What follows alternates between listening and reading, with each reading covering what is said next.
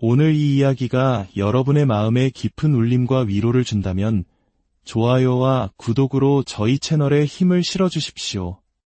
여러분의 작은 손길이 하나님의 은혜로운 메시지를 아직 듣지 못한 이웃에게 전하는 귀한 통로가 됩니다.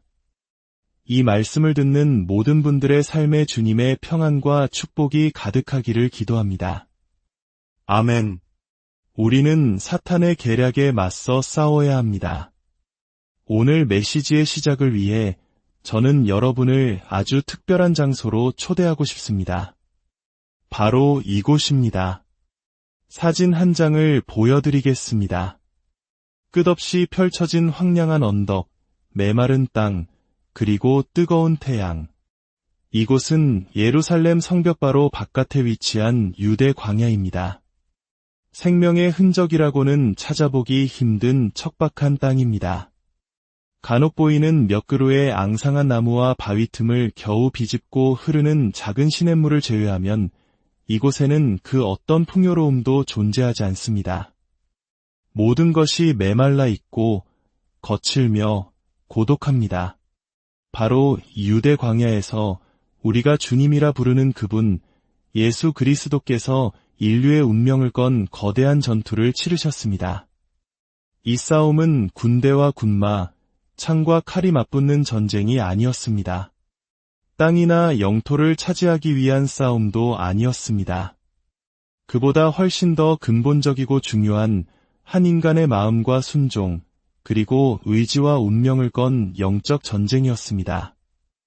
주 예수 그리스도께서는 이 황량한 광야에서 사탄과 직접 대면하셨습니다. 그곳에는 다른 어떤 증인도 없었습니다. 오직 두 존재 사이에서 벌어진 우주적인 대격돌이었습니다.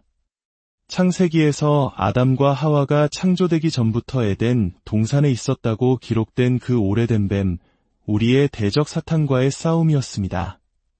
사탄은 교활했습니다. 그는 주님께서 40일간의 금식을 마쳐 육체적으로 가장 연약하고 허기진 순간을 노렸습니다.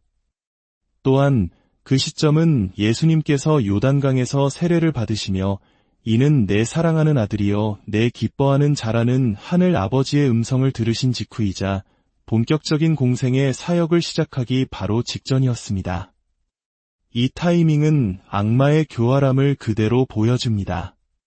사탄은 예수님께서 아버지로부터 가장 큰 사랑과 인정을 확인받은 후에 그러나 아직 그 사명을 세상에 펼치기 전에 공격했습니다. 우리가 하나님으로부터 사랑받는 존재임을 깨달았을 때, 그러나 하나님께서 우리에게 맡기신 위대한 일을 시작하기 바로 그 직전에 사탄은 우리를 무너뜨리려 찾아온다는 것을 기억해야 합니다. 사탄은 세 가지 시험으로 예수님을 유혹했습니다. 첫째는 빵에 대한 유혹, 즉 육체적 필요에 대한 시험이었습니다. 둘째는 성전 꼭대기에서 뛰어내리라는 유혹, 즉 헛된 영광과 자기 과시에 대한 시험이었습니다. 셋째는 자신에게 절하면 세상의 모든 권세와 영광을 주겠다는 순종의 대상을 바꾸려는 시험이었습니다. 사탄이 진정으로 원했던 것은 예수님으로부터 얻을 수 있는 그 어떤 물질적인 것이 아니었습니다. 그가 노린 것은 바로 예수님의 의지, 그분의 증언, 그분의 사명, 그리고 그분의 신뢰성이었습니다. 만약 예수님께서 광야에서의 이 전투에서 패배하셨다면 오늘날 우리가 거룩하게 되고 유롭다 칭함받으며 구원받은 이 자리에 앉아 있을 수 있었을까요? 아마 불가능했을 것입니다. 예수님께서 사탄의 계략을 물리치지 않으셨다면 우리에게는 어떠한 간증도 남아있지 않았을 것입니다. 오늘 우리는 이와 비슷한 영적 전쟁을 치렀던 또 다른 한 인물의 이야기를 구약성경 느헤미야 6장에서 만나보려고 합니다. 느헤미야는 페르시아 제국에서 왕의 술관원으로 일하던 고위 공무원이었습니다. 그는 예루살렘에서 태어나거나 자라지 않았지만 자신의 조상들의 도시 예루살렘의 성벽이 무너지고 백성들이 고통받고 있다는 소식을 듣고 마음에 큰 부담을 느꼈습니다.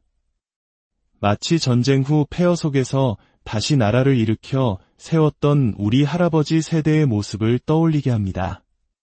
그는 왕의 허락을 받아 예루살렘으로 돌아왔고 백성들을 독려하여 무려 150년 동안이나 무너져 있던 성벽을 재건하는 위대한 프로젝트를 시작했습니다.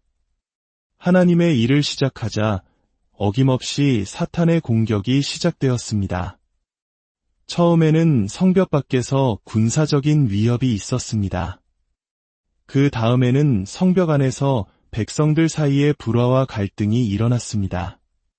느헤미야는 외부의 적으로부터 백성을 지켰고 내부의 분열로부터 공동체를 지켰습니다. 그리고 마침내 느헤미야 6장에서 우리는 훨씬 더 교활하고 사악한 형태의 공격을 마주하게 됩니다. 바로 사탄의 3가지 계략입니다. 첫 번째 계략은 유혹을 통한 방해였습니다. 느헤미야의 원수였던 산발락과 도비야, 그리고 아라비아 사람 게셈은 성벽이 거의 완성되고 문짝만 달면 되는 상황이라는 소식을 들었습니다. 성벽에 문이 달리면 더 이상 예루살렘을 마음대로 드나들며 공격할 수 없게 됩니다. 그들은 다급해졌습니다. 지금 저들을 막지 않으면 하나님이 맡기신 일을 완성하게 될 거야. 저들이 골을 넣기 전에 어떻게든 막아야 해. 그들은 느헤미야에게 사람을 보내 이런 메시지를 전합니다. 오시오. 우리가 오노 평야의 한 마을에서 함께 만납시다. 이 오시오라는 초대에 우리는 주의해야 합니다. 모든 초대가 하나님의 초대는 아니기 때문입니다. 그 부름 뒤에 어떤 영이 있는지 분별해야 합니다. 오노 평야는 예루살렘에서 북서쪽으로 약 32km 떨어진 곳으로 당시 총독들이 그곳으로 가다가 암살당하는 일이 잦았던 위험한 장소였습니다. 그들의 제안은 명백했습니다.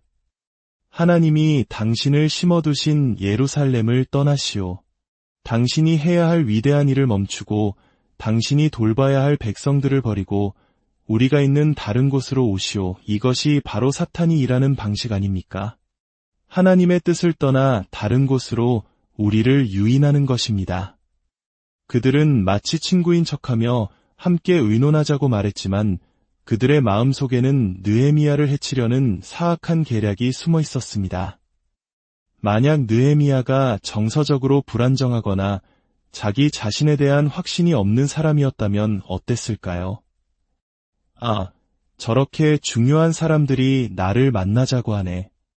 이 기회에 그들과 어울리면 나도 인정받을 수 있을 거야 라며 유혹에 넘어갔을지도 모릅니다.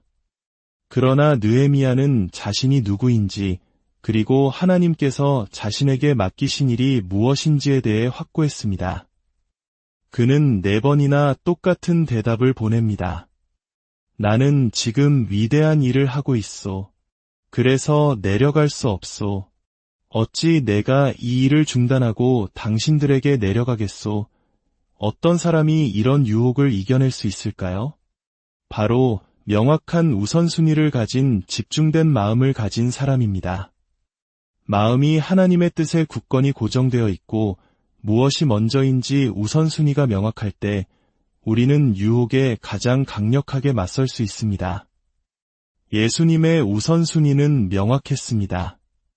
나를 보내신 이의 일을 끝까지 이루는 것, 느헤미야의 우선순위 또한 명확했습니다. 이 성벽을 재건하는 일을 끝까지 이루는 것, 사랑하는 성도 여러분, 여러분의 삶의 우선순위는 명확하십니까? 하나님이 첫째입니까? 배우자가 그 다음이고, 자녀, 그리고 사역과 직장 순입니까? 우리의 우선순위가 명확할 때, 우리의 모든 결정은 이미 내려진 것과 같습니다. 유혹이 찾아와도 아니오라고 말하기가 쉬워집니다. 왜냐하면 내 우선순위가 그것을 허락하지 않기 때문입니다. 2번째 계략은 협박을 통한 비방이었습니다. 4번의 유혹이 실패하자 산발랏은 5번째로 그의 부하를 통해 편지를 보냅니다. 그런데 이번에는 봉인되지 않은 편지였습니다. 고대 근동에서 중요한 편지는 왁스로 봉인하여 왕의 인장을 찍는 것이 관례였습니다. 이는 편지의 내용을 보호하고 공식적인 문서임을 증명하기 위함이었습니다. 하지만 봉인되지 않은 편지를 보낸 것은 첫째로 너는 내 인장을 받을 가치도 없는 사람이다 라는 모욕이었고, 둘째로 편지를 전달하는 사람과 그 과정에서 만나는 모든 사람이 그 내용을 읽고 소문을 퍼뜨리게 하려는 악의적인 의도였습니다. 편지의 내용은 이러했습니다. 당신과 유다 사람들이 반역을 꾀하고 있으며 그래서 성벽을 건축하고 있다는 소문이 여러 민족에게 퍼졌소. 심지어 당신이 스스로 왕이 되려고 선지자들까지 세웠다고 하더이다. 이 소문이 곧 페르시아 왕의 귀에 들어갈 것이오. 그러니 어서 와서 우리와 함께 의논합시다. 이것은 명백한 거짓말이자 협박이었습니다. 그들은 그들이라는 모호한 대상을 내세워 느헤미야의 마음에 두려움을 심으려 했습니다. 사람들이 당신에 대해 이렇게 말해요. 이 사람들은 누구입니까? 사실은 자기들 몇몇이 만들어낸 거짓 소문일 뿐입니다. 사탄은 종종 이렇게 카더라 통신을 이용해 우리의 마음을 흔들고 하나님이 주신 사명에 집중하지 못하게 만듭니다. 그들의 목표는 느헤미야의 평판을 무너뜨려 그의 신뢰성을 잃게 만드는 것이었습니다. 우리의 증언과 간증의 힘은 우리의 신뢰성에서 나옵니다. 사탄이 우리의 신뢰성을 빼앗으면 우리의 영향력은 무력화됩니다. 느헤미야는 어떻게 반응했을까요? 그는 먼저 담대하게 진실을 선포했습니다. 당신이 말하는 그런 일은 전혀 없소. 그것은 당신이 마음속에서 꾸며낸 이야기일 뿐이요. 그리고 그는 즉시 하나님께 기도했습니다. 이제 내 손을 힘있게 하옵소서. 이것이 중요합니다. 그는 하나님께 이 상황에서 벗어나게 해달라고 기도하지 않았습니다. 때로는 벗어나는 것보다 그 자리에서 견뎌낼 힘을 구하는 것이 더 큰 믿음입니다. 그는 자신이 통제할 수 없는 소문에 휘둘리지 않고 오직 자신이 통제할 수 있는 것, 즉 자신의 반응과 마음에 집중했습니다. 그는 진실을 말했고 힘을 달라고 기도했습니다. 때로는 침묵이 금이 아닐 때가 있습니다. 악에 맞서 진리를 선포하고 담대하게 기도해야 할 때가 있습니다. 세 번째 계략은 종교를 이용한 속임수였습니다. 이 계략이 가장 교활하고 위험합니다. 어느 날 느헤미야는 스마야라는 사람의 집을 찾아갔습니다. 스마야는 선지자, 즉 하나님의 사람으로 알려진 인물이었습니다. 그는 느헤미야에게 이렇게 말했습니다. 사람들이 밤에 당신을 죽이러 올 것입니다. 그러니 나와 함께 하나님의 성전 안으로 들어가 문을 닫고 숨읍시다. 얼핏 들으면 느헤미야의 안전을 걱정하는 신앙적인 조언처럼 들립니다. 그러나 느헤미야는 즉시 그 속임수를 간파했습니다. 왜냐하면 그는 하나님의 말씀을 잘 알고 있었기 때문입니다. 구약 율법에 따르면 제사장 외에는 누구도 성소에 들어갈 수 없었습니다. 느헤미야는 지도자로서 백성들 앞에서 도망치는 비겁한 모습을 보일 수도 없었고 목숨을 구하기 위해 하나님의 율법을 어길 수도 없었습니다. 그는 단호하게 거절합니다. 나 같은 사람이 어찌 도망가겠소? 내 목숨을 구하자고 성전에 들어갈 수 없소. 나는 가지 않겠소. 그리고 그는 깨달았습니다. 나는 하나님께서 그를 보내시지 않은 것을 깨달았노라. 이 깨달음이 바로 분별력입니다. 스마야는 산발락과 도비아에게 매수되어 거짓 예언을 하고 있었던 것입니다. 그들의 목적은 느헤미야가 두려움에 빠져 죄를 짓게 만들고 그것을 빌미로 그에게 나쁜 평판을 씌워 불신임하게 만들려는 것이었습니다. 모든 것이 하나님의 이름으로 온다고 해서 다 하나님으로부터 온 것은 아닙니다. 겉보기에 거룩해 보인다고 해서 다 거룩한 것은 아닙니다. 우리에게는 영적 분별력이 절실히 필요합니다.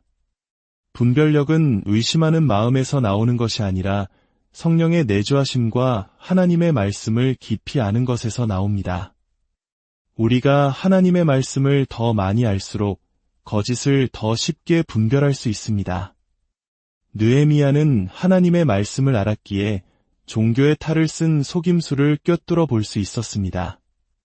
이 모든 계략을 이겨낸 후 마침내 어떤 일이 일어났을까요? 성벽은 단 52일 만에 완성되었습니다. 이 소식을 들은 모든 원수들과 주변 민족들은 두려워하며 낙담했습니다. 왜냐하면 그들은 이 일이 사람의 힘으로 된 것이 아니라 우리 하나님의 도우심으로 이루어졌음을 깨달았기 때문입니다. 아멘. 고고학적 발굴에 따르면 느헤미야가 재건한 성벽은 높이가 약 12m, 두께가 약 7m에 달했다고 합니다. 그는 평범한 사람들을 모아 비범한 일을 해냈고 하나님의 도우심으로 불가능해 보였던 일을 단 52일 만에 이루었습니다. 이 이야기는 단지 과거의 기록으로 끝나지 않습니다. 광야에서 시험받으셨던 예수님께서는 십자가 위에서도 마지막 시험을 받으셨습니다.